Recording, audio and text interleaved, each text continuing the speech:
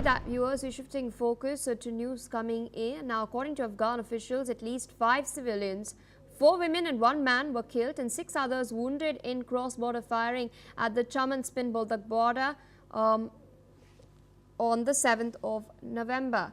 Pakistan reported no casualties. Both countries have traded blame for the violence. Afghanistan's Taliban government has accused Pakistani forces of once again opening fire on this particular border, while Pakistan's Information Ministry has rejected these claims, stating that firing was initiated from the Afghan side and that its forces responded in a measured and responsible manner.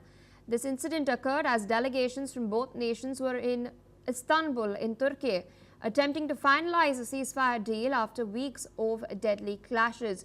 Remember, talks hit an impasse earlier, with each side accusing the other of blocking progress.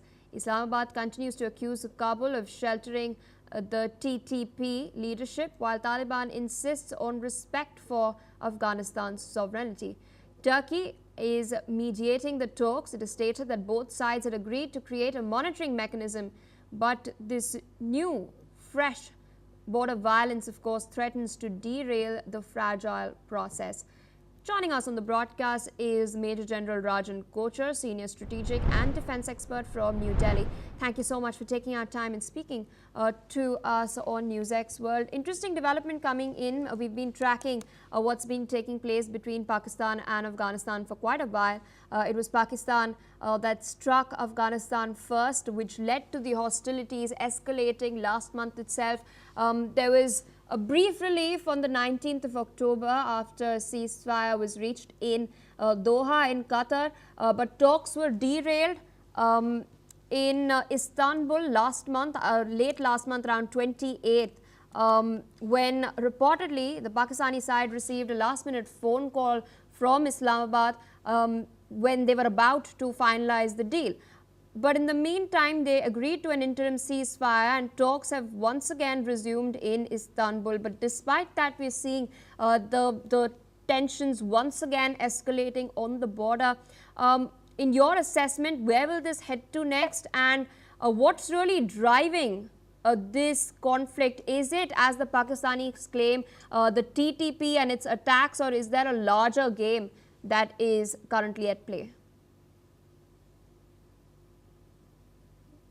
Thank you. This development is actually mostly on the expected lines. As I see things shaping up in relations between Afghanistan and Pakistan, actually what has happened is that there is a lack of mutual trust and confidence in each other. These talks may keep on going, but till such time you establish a monitoring mechanism, a kind of a cell comprising of neutral countries, or it can be the UN also. Unless you have this kind of a mechanism in place where Qatar and Turkey can also play a role, I don't think these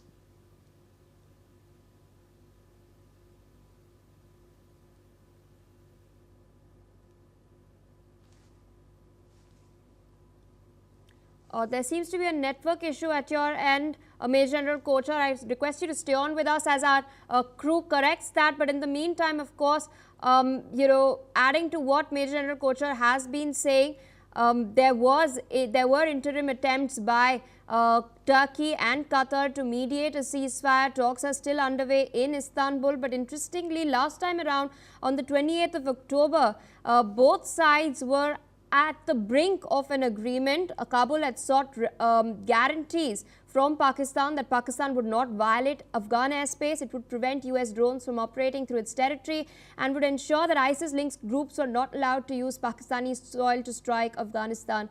But of course, there were some points that were not agreed upon by the Pakistanis. That, of course, is not known at this point, but we'll try to get that network issue sorted so that we can get Major General Kochar's opinion. I request the PCR crew to look into this in the meantime. But to provide a little context to our viewers,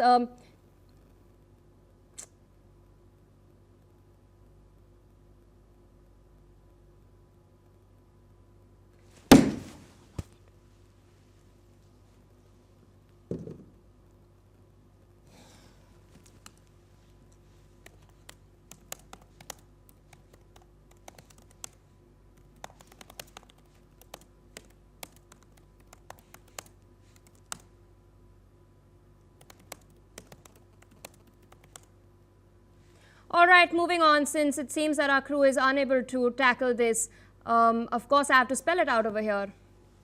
US President Donald Trump has stated that his talks with Indian Prime Minister Narendra Modi are going well, calling him a great man and a great friend, while hinting that he may visit India next year.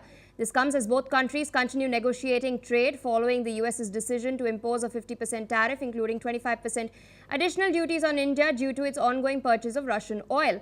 Meanwhile, US Commerce Secretary Howard Lutnick has defended the tariff, stating that Trump has asked India to halt Russian oil imports. Lutnick has emphasized that these tariffs are a key tool in pressuring Russia over its war against Ukraine, adding that without such powers, the president can't ensure global or US security. Moving on to more news coming in, we're now learning that the death toll from Typhoon Kalmegi in the Philippines has risen to 188, with 135 people still missing. The storm has regained strength as it moved towards Vietnam now, where more than 350,000 people have been evacuated due to flooding and damaging winds. Authorities have warned of continuing heavy rainfall of up to 200 millimeters in central provinces from Thanh Hoa to Quang Tri. Meanwhile, a new storm is developing east of Mindanao, which could strengthen into a typhoon, raising concerns for the upcoming week. Kalmegi is the 20th storm to hit the Philippines this year and comes just after a deadly earthquake had taken place in Cebu. Shifting focus to West Asia for a moment, where the Israeli military has released a collection of declassified IDF intelligence documents from Gaza, where they claim exposes the full extent of Hamas's operations and connections. The files allege that Hamas fighters have hoarded humanitarian aid, worsening civilian suffering, and have infiltrated international organizations, including the UNRWA, where some officials and educators were allegedly complicit in terror activities. The documents also suggest collaboration between Hamas and certain journalists from Al Jazeera in supporting terrorist actions. The IDF claims that the materials provide a detailed view of the networks and strategies Hamas uses to sustain its campaign of violence and deception. The documents are yet to be independently verified. With that, viewers, it's a wrap on the China Report. We will continue to